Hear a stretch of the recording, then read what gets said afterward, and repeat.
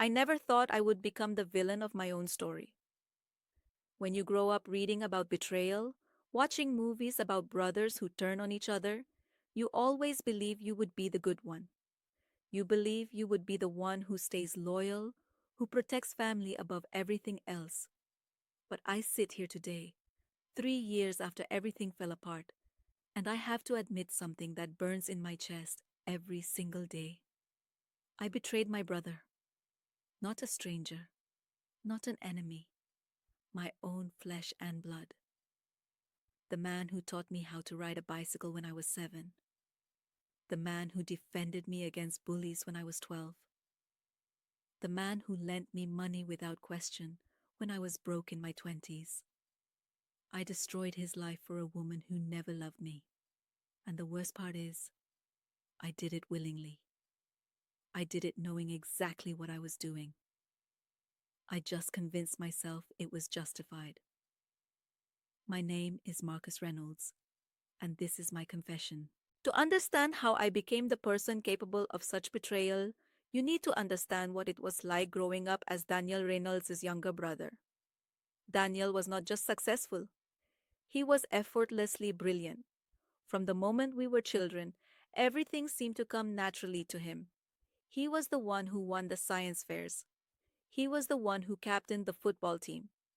He was the one teachers praised and parents pointed to as an example. By the time he was 25, he had already started his first tech company. By 30, he had sold it for £3 million and started another one that was worth even more. He had this way of walking into a room and making everyone feel like they mattered, while simultaneously making it clear that he was the most important person there. People loved him. Our parents adored him. And me? I was always just Marcus, Daniel's younger brother, the one who was fine, but not exceptional, the one who did well enough, but never quite reached the heights everyone expected because of my last name. I worked in corporate finance for a firm in London. I made decent money. I had a nice flat. On paper, my life looked perfectly respectable. But every family dinner, every Christmas gathering, every casual conversation with relatives, I felt it. That invisible comparison. That unspoken question in everyone's eyes. Why was Daniel so successful while Marcus was just ordinary? I told myself I was not jealous. I told myself I was happy for my brother. But jealousy is a poison that works slowly. It seeps into your thoughts when you are lying awake at night. It whispers to you when you see your brother buying your parents a new car while you struggle to afford a proper holiday. It convinces you that you deserve more, that somehow life has been unfair to you. And when you start believing that you are a victim, you start justifying terrible things.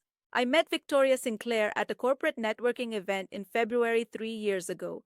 She worked for a strategy consulting firm that sometimes partnered with my company on major projects. The moment I saw her across the room, something shifted in me. She was beautiful in that polished, almost intimidating way. Dark hair that fell perfectly past her shoulders. Green eyes that seemed to look right through you. A smile that made you feel like you were the only person in the room. But it was more than her appearance. It was the way she approached me, the way she made me feel seen. For the first time in my life, someone was looking at me like I was the interesting one. Not Daniel's brother, just Marcus. We talked for hours that night. She asked about my work, my ambitions, my dreams. She laughed at my jokes. She touched my arm when she spoke. By the end of the evening, she had given me her number and suggested we meet for dinner sometime. I floated home that night feeling something I had not felt in years. Possibility. The possibility that maybe my story was about to change. Our first few dates were everything I had ever wanted.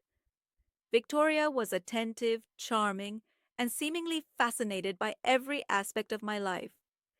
She asked detailed questions about my job, my family, my finances. At the time, I thought she was just genuinely interested. I thought she was the kind of woman who wanted to know everything about the man she was dating.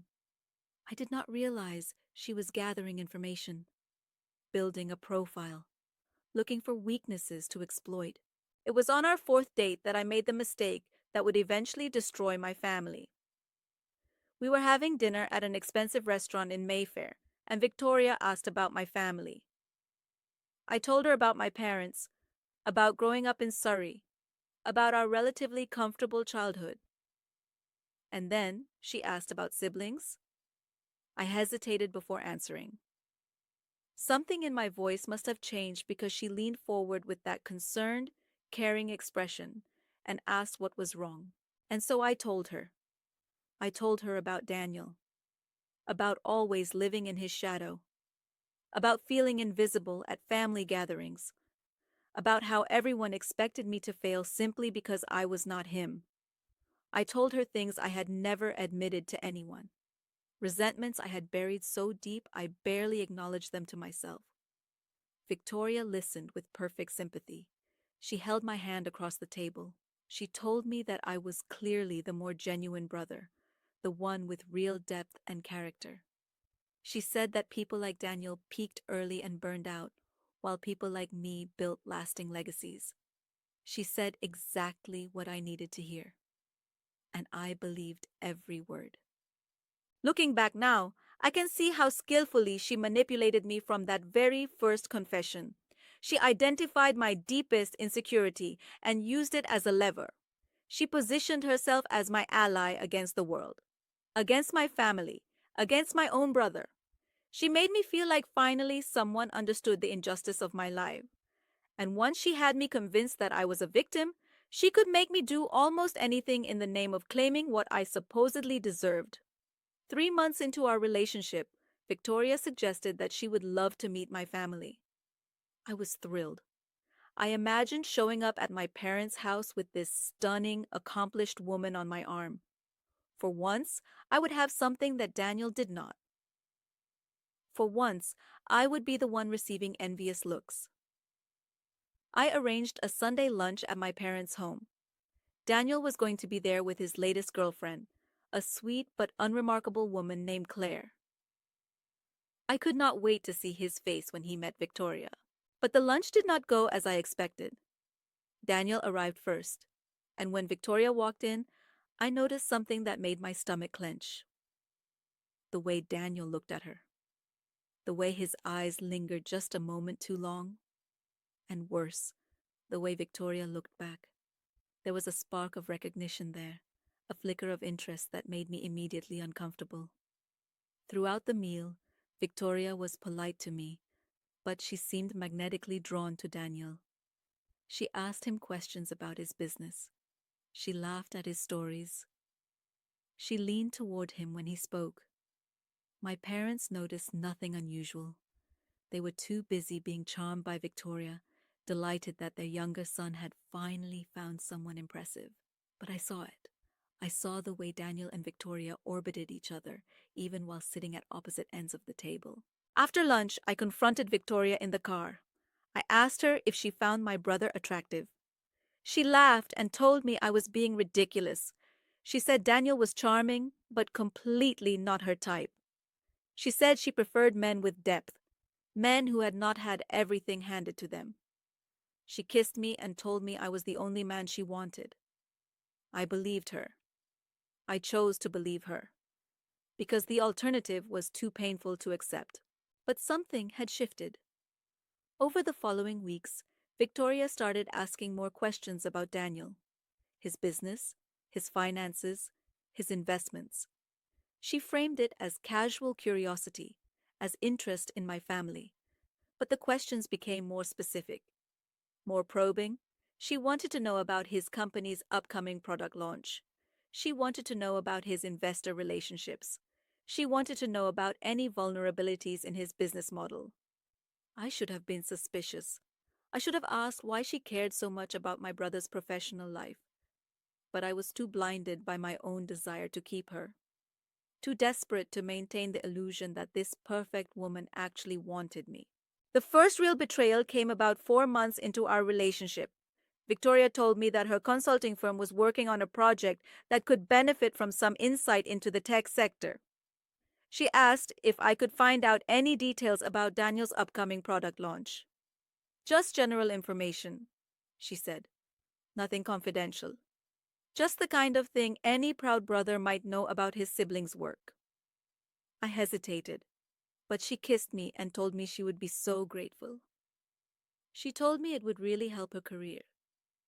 She told me that Daniel would never even know. So I did it. I called Daniel under the pretense of catching up and asked him about his business. He was happy to share, excited even. He told me about the innovative software his company was developing, about the features that made it unique, about the timeline for launch. He trusted me completely. Why would he not? I was his brother. I took everything he told me and passed it directly to Victoria. She was thrilled. She kissed me and told me I was amazing. For one brief moment, I felt powerful. I felt like I had something valuable to offer. I did not realize I had just taken the first step down a path that would destroy everything. The information I provided